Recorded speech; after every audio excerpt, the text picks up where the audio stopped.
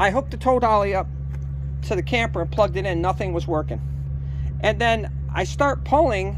So this is the receptacle for your lights and your brakes for your tow dolly. And here's the wire that I just put in.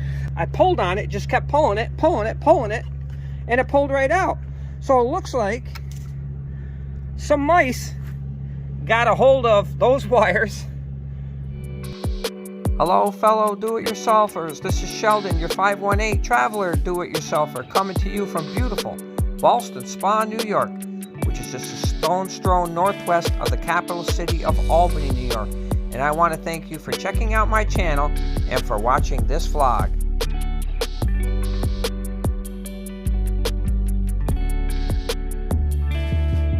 In today's episode of the 518 Do-It-Yourselfer, Sheldon has to perform a wiring repair on a tow dolly due to some critters being up to no good. I hope you enjoy.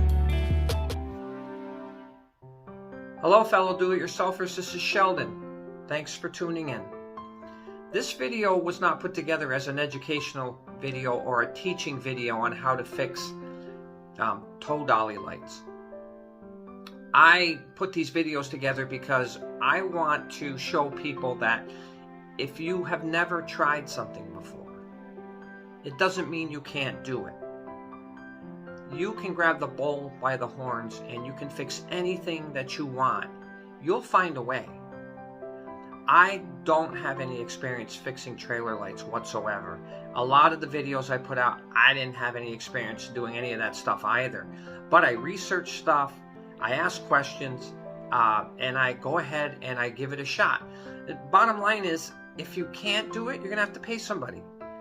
So if you try and you're able to fix something or do something where you don't have to pay somebody to do it, that is, number one, your wallet stays thicker. And number two, there's a great satisfaction when you are able to actually do something you didn't think that you could do. And again, home repairs and car repairs are very, very expensive. So any way that you can do your own work and save money is great.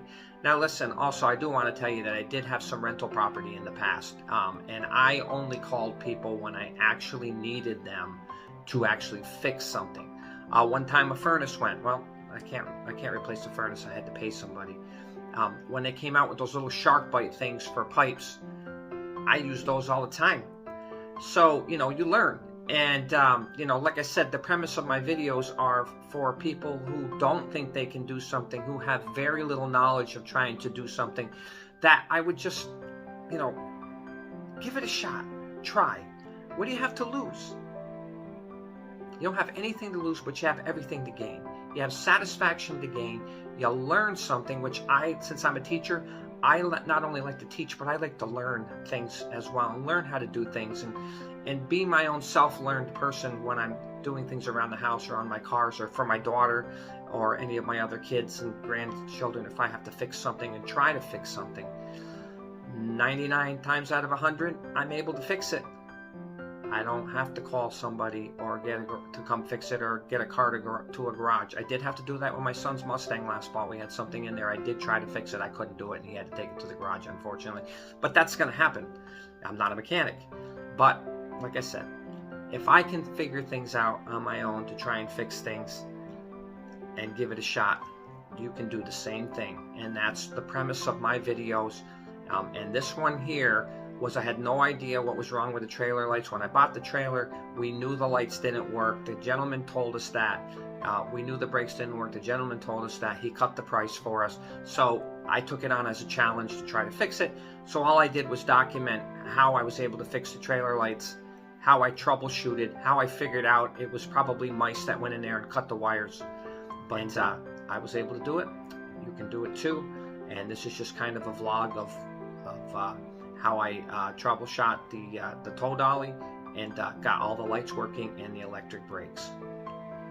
Without further ado, here is the vlog. So today's the Saturday of spring break up here in upstate New York. And I think y'all remember from prior videos that Tara and I bought a Class C camper so we can just travel when we feel like it.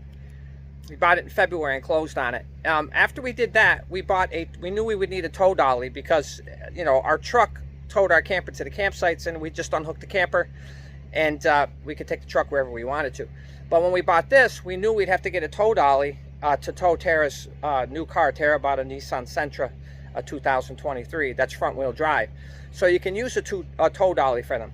Well, I bought a tow dolly, and unfortunately, none of the lights worked, and the electric brakes didn't work. So, as I always do, I take the bull by the horns. I don't want to pay others for things that I can do. I hate paying people for things that I think I can do. Like I said, I usually take the bull by the horns, and I figure it out. You know, you figure it out. You move along. I'm a backyard mechanic. I work on my cars. I change brakes. My Mustang I've done a ton of work on. But a tow dolly I've never messed with. So, we bought this tow dolly here. It's a Roadmaster. It's a nice tow dolly. But the lights didn't work and the brakes didn't work. And so I knew on my vacation I would have to spend some time on this. And so I did. And so what happened was, and I'm going to see if I have any wire left over. I'm not sure what I did with it. Okay, so this wire right here, I hooked the tow dolly up to the camper and plugged it in. Nothing was working. And then I start pulling. So this is the receptacle for your lights and your brakes for your tow dolly. And here's the wire that I just put in. But I pulled on that, and the wire it goes up, and it fishes up through here. If you can see, it fishes up in there, through here. It fishes in there. And I pulled on it, just kept pulling it, and it pulled right out. So it looks like some mice got a hold of those wires and clipped them right off. So I'm like, oh God, I've never done this before. And it was a pain in the butt because the wires go right inside this right here. So I had to be working. I'm going to show you where I was working more of. Right up in this little spot, right up in there is where the wires actually go in. I'll try and show you from the other side. But I had to fish the wires out of there, and so I had to fish the wires out of there, and then I had to fish the new wires back up through there. Then I went to Home Depot and I bought new wiring, and so it's right in that, right there, in that spot right there. What a pain. Because the wires, there's a wiring harness right here in my fingers. You can't see it right now, and I'm gonna take some electrical tape and I'm gonna block this up so it doesn't get any water up in there. But you can see that wire right there. There's a receptacle where it hooks. This runs to the lights, and I think that side runs to the backlight, and then the brakes run down, I think, up and through there. So when I pulled that receptacle out of that little spot I was just showing you, there were wires. So this wire right here goes all the way down through here to where that receptacle is, right in there. And then there's one here, and that runs all the way down, like I said, through here, and it connects right in there. There were a couple of wires that were bitten, so I had to pull. So I fished those out, those ones that run to the tires. I had to fish those through. I spliced the wires. I use those butt ones, the electrical butt connectors. That's what they're called. And you take a lighter, and then you light up the plastic, the connector, and then it gives it a really good seal. It keeps moisture from getting in there as well. So I had to do that down underneath there. And then when I was done with that, I fished the wire, like I said, right back up through the middle stem that goes to the hitch, right out here. And so I left it a little long. So here's, you can see the, here's those butt connectors that I used here. Okay. They're awesome, actually. They work really well. And this is what it looks like right here. There you go. Butt splice, waterproof. See, I told you butt, B-U-T-T, not kidding. Crimp, heat, shrink. So it heats and shrinks them. And I got that. So the only other thing I'm going to do is I'm going to put some electrical tape around here and keep them good. and because when I'm driving, this is going to be exposed a little. But what I'll do is I'll just slide this right back up, you know, underneath there into that. Only let out what I need. So yeah, I have to say, this was the hardest thing that I did, because I've never messed with a tow dolly before, electrical like that before. So I'm just, don't take me wrongly, because I'm not like that. I'm a pretty respectful guy. I think I'm very respectful guy. I'm just really proud of myself that I was able to troubleshoot this and figure it out. So the lights, the headlights for at night, the rear tail lights work fine. Tara already hit the signal light and the brakes, and I jacked up this tire right here, and then I spun the wheel. I gave it a good spin, and Tara was in the camper, and she hit the brake, and the brakes work. So it's awesome. One thing down, another thing down. So now we're worked out great. Like I said, I'm just really pleased because I've not done this before. It's just a lot of satisfaction you get when you do something and you try it and it works out. Literally, really happy. Also, this camper did not come with a brake controller for the tow dolly. So I bought this. It's a Tekonsha. It's a brake for brakes. And then what I had to do to hook that up was exactly this. This piece comes out of the dash here, and behind it was this wiring from here where my hand goes, right down through this part, all right here where it comes out. See where it comes out the dash? This is actually hooked to the back of this little change thing, believe it or not. And that's where you stick your brake controller, hooks to that. So I pulled that out. I fished the harness. The harness goes right up through, and it hooks to the back of that connector, and then it snaps to the brake controller right here. And voila, we have brakes. Look at that. We have brakes, brother. We have brakes. So, which is good, because they have different kinds of tow dollies. They have ones with something that they call a surge brake, and I'm not really sold on those.